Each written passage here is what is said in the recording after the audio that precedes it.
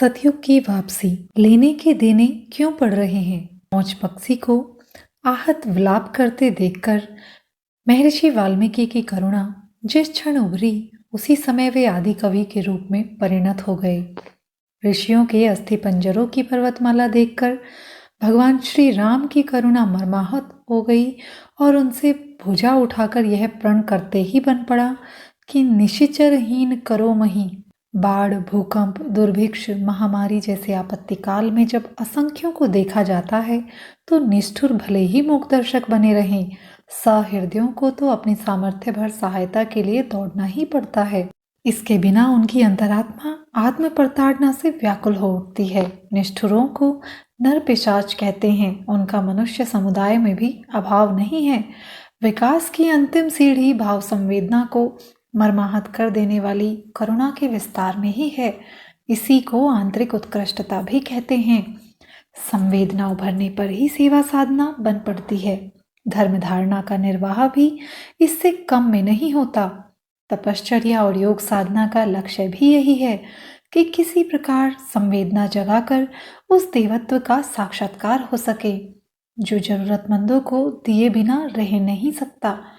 देना ही जिनकी प्रकृति और नियति है, उन्हीं को इस धरती पर देवता कहा जाता है। उन्हीं का अनुकरण और अभिनंदन करते विवेकवान भक्तजन देखे जाते हैं। देने की प्रकृति वाली आत्माओं का जहाँ संगठन समन्वय होता रहता है, उसी क्षेत्र को स्वर्ग के नाम से संबोधित किए जाने लगता है। इस प्रकार का लोक या स्थान कहीं भले ही न हो, पर सत्य है कि सहृदय सेवाभावी उदार चेता न केवल स्वयं देव मानव होते हैं, वरन कार्य क्षेत्र को भी ऐसा कुछ बनाए बिना नहीं रहते जिसे स्वर्गोपम अथवा सतयुग का सामयिक संस्करण कहा जा सके। आज के समय को अभूतपूर्व प्रगतिशीलता का युग कहा और गर्वोक्तियों के साथ बखाना जाता है। इस अर्थ में बात सही भी है कि जितने सुविधा साधन इन दिनों उपलब्ध हैं, इतने इससे पहले कभी भी हस्तगत नहीं हो सके।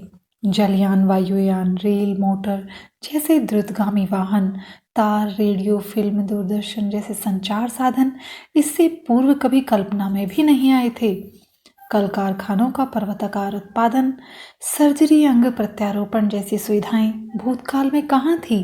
कहा जा सकता है कि विज्ञान ने पौराणिक विश्वकर्मा को कहीं पीछे छोड़ दिया है। बुद्धिवाद की प्रगति भी कम नहीं हुई है।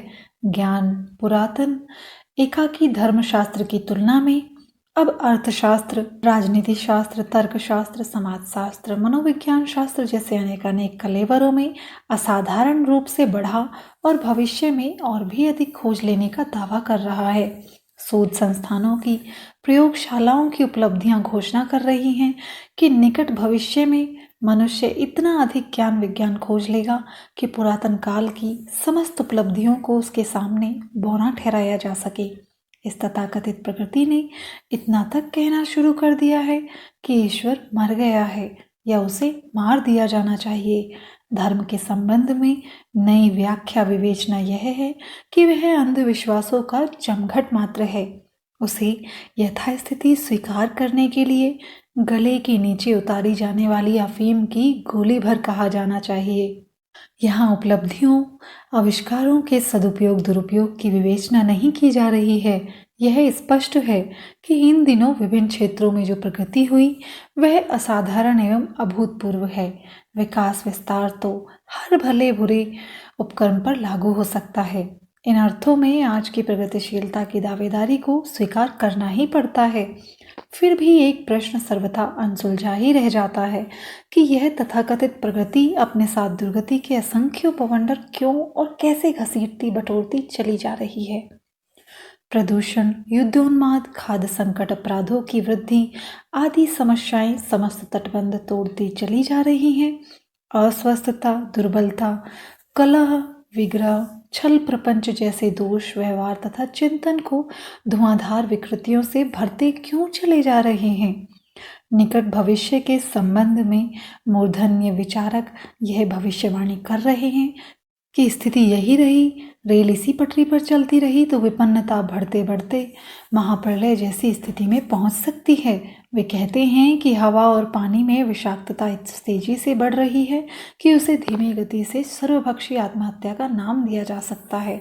बढ़ता हुआ तापमान यदि ध्रुवों की बर्फ पिघला दे और समुद्र में भयानक बाढ़ ला दे तो उससे थल निवासियों के लिए डूब मरने का संकट उत्पन्न कर सकता है।